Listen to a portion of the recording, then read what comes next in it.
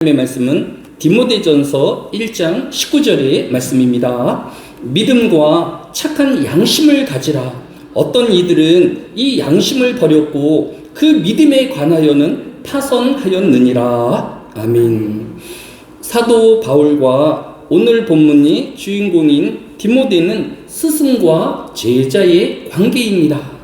그런데 디모데 전서의 시작인 1장 2절은 믿음 안에서 참 아들 된 디모데에게 편지하노니라고 하였고, 오늘 본문의 바로 앞절인 디모데 전서 1장 18절은 아들 디모데야 내가 네게 이 교훈으로 명하노니라고 하였습니다.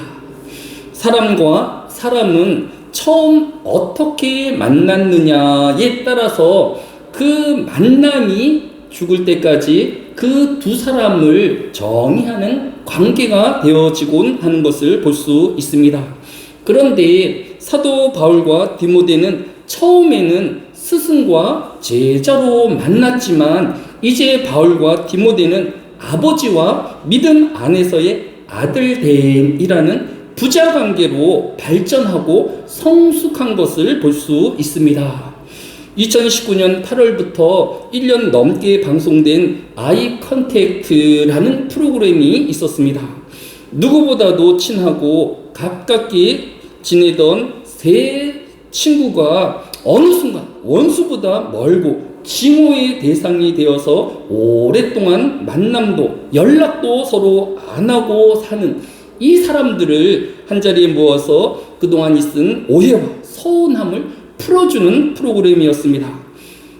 제73편에서는 개그맨 삼총사로 20년을 동거동락하였던 개그맨 선후배 3명 중 막내가 어느 날 두 선배에게 이별하겠다고 다시는 보지 아니하겠다라고 선언하는 것으로 방송이 시작되었습니다. 제가 알기로는 이 두 선배 개그맨은 우리나라의 방송을 대표하는 진행자로 성장하였지만 이 삼총사의 막내인 주인공은 여전히 방송과 주변의 보조 출연자나 단역 출연자로 겨우 활동하고 있으면서 두 선배의 술자리나 식사 자리를 도맡아 수중두는 매니저와 같은 관계로 지난 20여 년을 보내었던 것입니다. 그런데 막내가 자신을 되돌아보니 자신이 이제 41살의 노총각이 되었고 이제 이렇게 형들과 사는 것도 재미는 있겠지만 또 형들의 반대로 사귀던 여자와 3번이나 헤어지면서 형들과 어떻게든지 함께 하려고 하였지만 이제 자신의 미래가 공허하고 또 어떻게 되어질지에 대한 불안감으로 이제 형들과 이별하겠다고 결심하였던 것입니다. 방송에서는 지난 20년 동안 말하지 못했던 서운한 일들과 또 두 선배들이 여전히 41살의 이 막내 개그맨을 20대 때 철없는 막내로만 대함에 대한 서운함을 토로한 것을 볼 수 있습니다. 형들에게는 이 막내가 그저 허물없는 가족과 같은 좋은 사이이기는 하겠지만 나쁘게 말하면 막내가 40대가 넘은 중년임에도 불구하고 아무 때나 불러내어도 허물이 되어지지 아니하고 무슨 일을 시켜도 되는 그런 존재로 생각하고 있었는지도 모를 것입니다.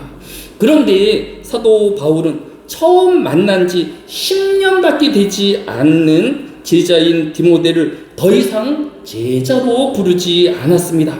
사도 바울은 디모데를 제자가 아닌 아들로 부르며 제자 이상의 깊은 관심과 사랑으로 대하였던 것입니다.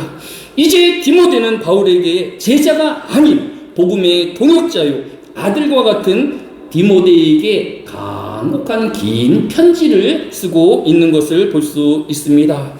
오늘 우리가 먼저 기도할 것은 내가 오랫동안 함께 하였기에 또 부모이기에 내 동료였기에 내 친구였기에 그의 변화되어진 오랜 세월을 간과하고는 있지 아니하였는지 또 세월이 우리에게 준 또 무던함으로 인하여서 그에게 서운함이 남아 있는지를 되살피우는 저와 여러분이 되어야 할 것입니다.